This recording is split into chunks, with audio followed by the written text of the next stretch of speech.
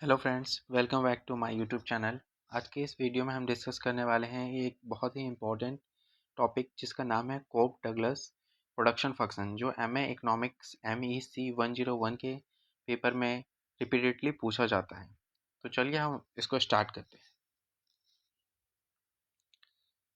तो सबसे पहले कोप डगलस का जो प्रोडक्शन फंक्शन है वो बताता है कि एक फर्म या एक कंपनी अपना जो प्रोडक्शन करती है, ये जो अपना आउटपुट है वो कैसे करती है और वो किन किन दो मेन इनपुट्स यानी कि दो कारणों पे डिपेंड होता है। तो सबसे पहला जो कारण होता है किसी भी कंपनी के प्रोडक्शन का वो होता है लेबर, और दूसरा होता है कैपिटल। यानी पहला जो होता है वो मजदूर, और दूसरा कि आप उनके पास कितना पैसा है। इन दोनों चीज़ों पे किसी भी कंपनी का कितना प्रोडक्शन होगा वो डिपेंड होता है। Cobb Douglas production, it tells how output change when we change labor और capital। यानी कि कॉप डगलस प्रोडक्शन फंक्शन हमें ये बताता है कि जो प्रोडक्शन है, ये जो आउटपुट है वो कब चेंज होगी, जब हम लेबर और कैपिटल में चेंज करेंगे। इसके बाद है Cobb Douglas production function shows the relationship between output and the input of labour and capital. तो ये हमें किस चीज़ का रिलेशनशिप बताता है? Between output and the input of labour and capital. और फिर इसके बाद हम आगे बढ़ते हैं कि कॉप डगलस का फॉर्मूला क्या होता है। कॉप डगलस का जनरल जो फॉर्मूला होता है वो होता है Q इक्वल टू ALA के बी। यहाँ पे हम देखते हैं कि Q जो है वो हमारा आउटपुट होता है। मतलब हम आउटपुट को कैसे डिटरमाइन करेंगे? इक्वल टू L जो है वहाँ पे लेबर है, K है कैपिटल और A है टेक्नोलॉजी। और अल्फा ए और बी बीटा, यानी कि अल्फा ए और बी जो है वो है अपना output elastics, that they show how sensitive output is to labor and capital। तो ये जो फॉर्मूला है ये कॉप डगलस का फॉर्मूला है जो हमें एग्जाम में लिखना है। और हमें ये भी डिफाइन करना है कि Q किस चीज़ को रिप्रेजेंट करता है, L किस चीज़ को रिप्रेजेंट करता है, K किस चीज़ को रिप्रेजेंट करता है और A किस चीज़ को रिप्रेजेंट करता है। फिर यहाँ पे हम थोड़ा सा और डिटेल में समझते हैं कि Q जो अभी हमने ऊपर डिनोट किया उसका क्या मतलब होता है। उसका मतलब होता है कि total quantity of good produced. मतलब जो एक कंपनी कितना सामान बना रही है उस चीज़ को हम Q से डिनोट करते हैं।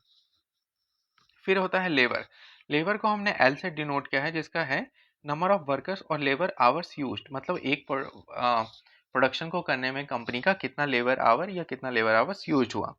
फिर के डिनोट करता है कैपिटल, यानी कि कितना मशीन इक्विपमेंट या फैक्ट्रीज का आवर्स और कितना पैसा उनका लगा। फिर टेक्नोलॉजी, ए डिनोट करता है कि लेवल ऑफ टेक्नोलॉजी और एफिशिएंसी कितनी यूज हुई इस फर्म की फॉर प्रोडक्शन। और अल्फा और बीटा क्या डिनोट करते हैं? अल्फा डिनोट करता है कि that how much output increases when labour increases. मतलब यहाँ पे एग्जांपल अगर देखें तो अल्फा अगर 0.5 है, a 1% increase in labour raises output by 0.5%। यानी कि अगर 1% लेबर में इंक्रीज होगा तो हमारा आउटपुट भी 0.5% से बढ़ेगा। और बीटा क्या डिनोट करता है कि how much output increase when capital increases.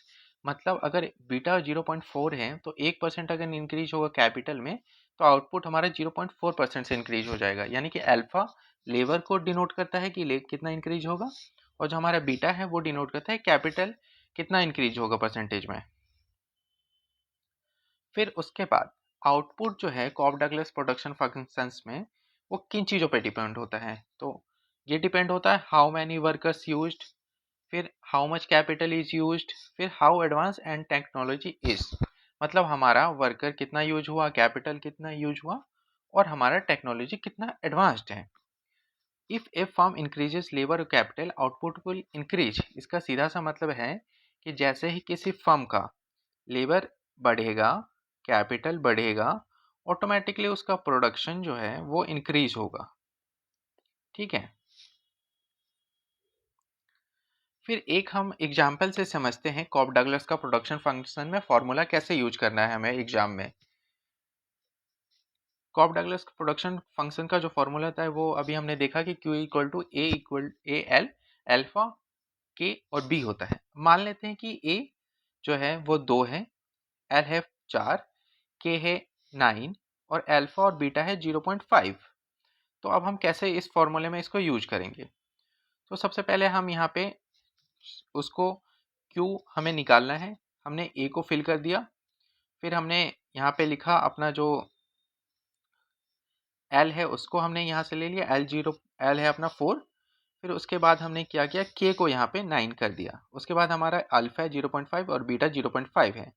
अब हम सेकेंड स्टेप पे चलते हैं, इसको कैसे सॉल्व करेंगे। तो हमारा जो 4 है वो आगे आ जाएगा, 0.5 यानी कि √4 यानी ये 2 हो गया, फिर 9 यहाँ और 0.5 यानी रूट लगाना है और ये इसका आंसर 3 आ गया। फिर हम थर्ड स्टेप पे चलते हैं।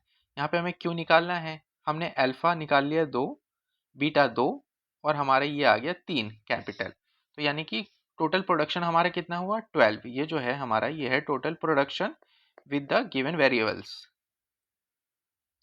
तो इसका मतलब क्या हुआ कि टोटल जो प्रोडक्शन है वो 12 यूनिट्स हुई, जिसमें हमें 4 वर्कर और 9 मशीन्स लगी और हमारा टेक्नोलॉजी का लेवल 2 है और इसको अपन ने 12 प्रोडक्शन किया इन सब चीज़ों के साथ। तो ये है हमारा बेसिकली कॉप डगलस का प्रोडक्शन फंक्शंस, जिसको हमें एग्जाम में पूछा जाता है बहुत फ्रिक्वेंटली, एमए इकोनॉमिक्स के एग्जाम में और MEC 101 के पेपर्स में। तो हमें यहाँ पे क्या चीज़ें ध्यान रखनी है, सबसे पहला मेन कि हमें ये ध्यान रखना है कि ये रिलेशनशिप किसके बीच का है, relationship between output and the input of labour and capital. यानी कि इस चीज़ में दो, इस कॉप डगलस प्रोडक्शन फंक्शन में दो चीज़ों पे बात की गई है, लेबर और कैपिटल। फिर हमें ये फॉर्मूला याद रखना है, Q equal to AL alpha K और B। और हमें ये याद रखना है कि Q का मतलब क्या होता है, L का मतलब क्या होता है, K मतलब क्या होता है, A क्या होता है और A और B। फिर इसके बाद हमें ये चीज़ ध्यान रखनी है कि जो हमारा प्रोडक्शन है वो किन 3 चीज़ों पे डिपेंड करेगा, वर्कर, कैपिटल और हमारी टेक्नोलॉजी पे। जैसे ही हमारा कैपिटल बढ़ेगा, वर्कर बढ़ेगा, तो हमारा प्रोडक्शन भी बढ़ेगा।